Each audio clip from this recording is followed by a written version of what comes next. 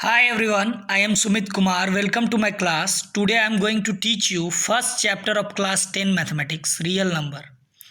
It contains 6 marks in class 10 board exam. Here is some important topics of this chapter.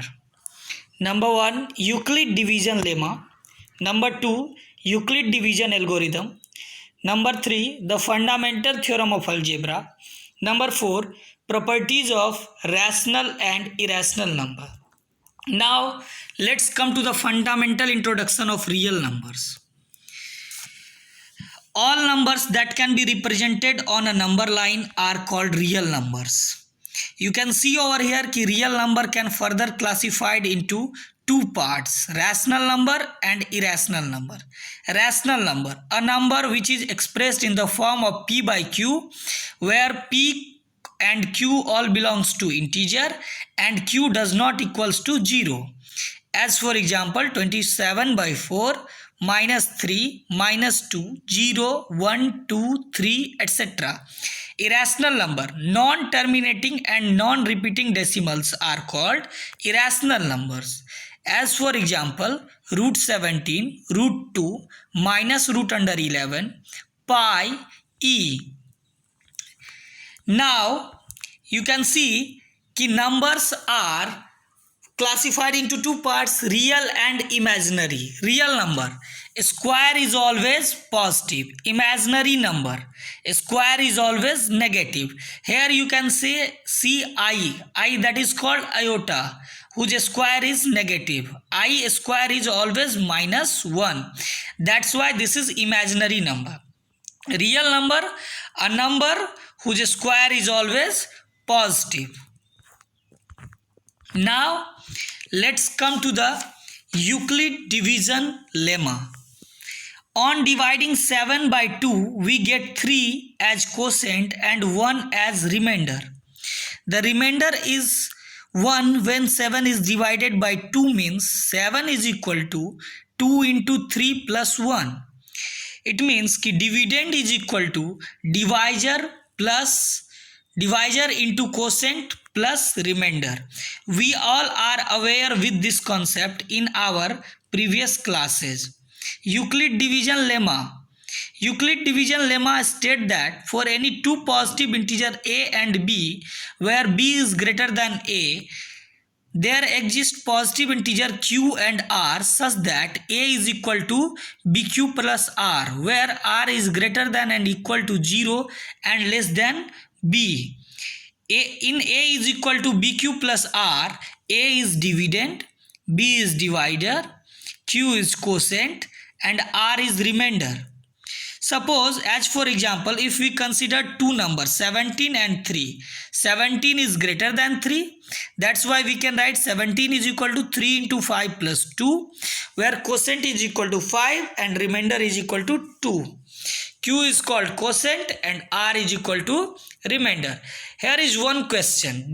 What is difference between lemma and algorithm? Lemma is proved statement used for proving other statement, while algorithm is a series of well-defined steps which gives a procedure for solving a type of problem. Euclid division algorithm is used to find the highest common factor of two numbers in we apply the statement of Euclid division lemma. As for example, find the SCF of 255 and 867 by Euclid division algorithm. So given numbers are 255 and 867. On applying Euclid division algorithm, we have 867 is equal to 255 into 3 plus 102. Now again, on dividing 255 by 102, so we have 255 is equal to 102 into 2 plus 51. Again, on dividing 102 by 51, we have 102 is equal to 51 into 2 plus 0. Now finally we got remainder as 0. Then at the last stage, the divisor is 51. Hence the SCF of 255 and 867 is 51.